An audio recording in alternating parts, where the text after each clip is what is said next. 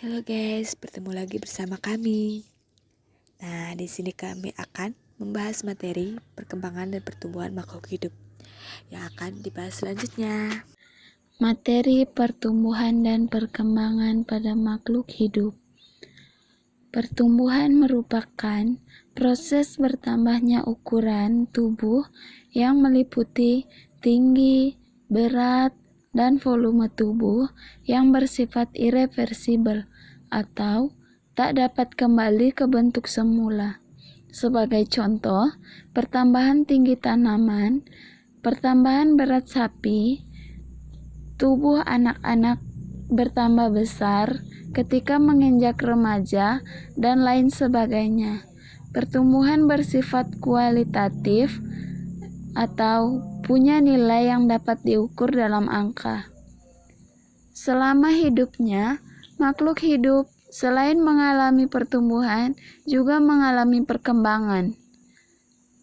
Perkembangan yaitu merupakan proses biologis makhluk hidup yang dapat menuju tingkat kedewasaan, dapat berupa perubahan bentuk, susunan, dan fungsi organ-organ tubuh menuju kedewasaan atau kesempurnaan.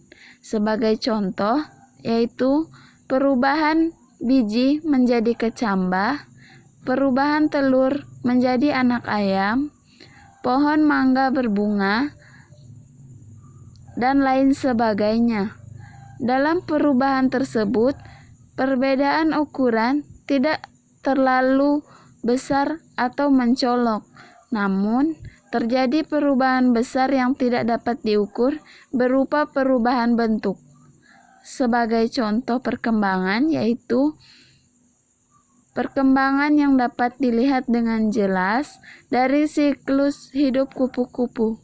Kupu-kupu mengalami metamorfosis atau proses perubahan bentuk selama pertumbuhan makhluk hidup hingga mencapai bentuk dewasa. Yang selanjutnya faktor pengaruh pertumbuhan dan perkembangan. Ada dua bagian faktor pengaruh pertumbuhan dan perkembangan, yaitu yang pertama faktor dalam atau internal. Faktor dalam ini dibagi menjadi dua bagian, yaitu gen dan hormon. Gen adalah substansi atau materi pembawaan sifat yang dari induk kepada anaknya. Dan sedangkan hormon merupakan zat yang dihasilkan makhluk hidup yang berfungsi untuk mengendalikan berbagai fungsi di dalam tubuh. Dan yang kedua yaitu faktor luar atau eksternal yang terdiri dari makanan atau nutrisi, suhu, cahaya, dan air. Pertumbuhan dan perkembangan tumbuhan dimulai sejak perkecambahan biji. Kecambah, kemudian berkembang menjadi tumbuhan kecil yang sempurna. Pertumbuhan pada tumbuhan terjadi di daerah meristematis atau titik tumbuh, yaitu bagian yang mengandung jaringan meristem. Jaringan ini terletak di ujung batang, ujung akar, dan kambium.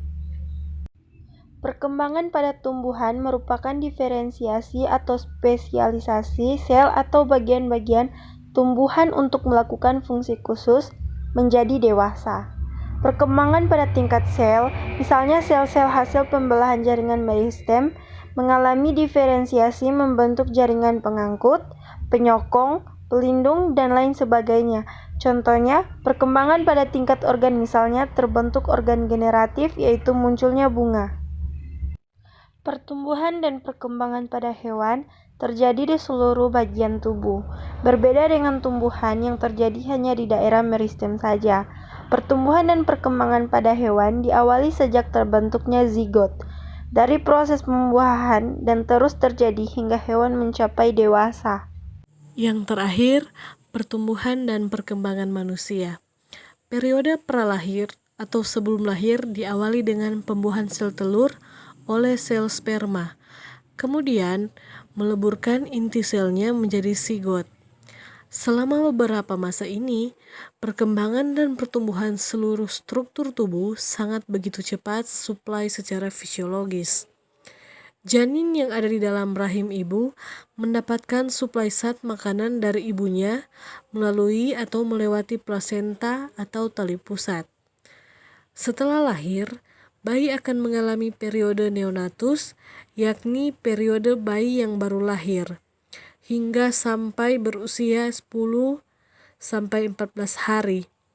Selama masa tersebut, bayi harus mesti menyesuaikan diri dengan lingkungan yang seluruhnya baru di luar rahim ibu.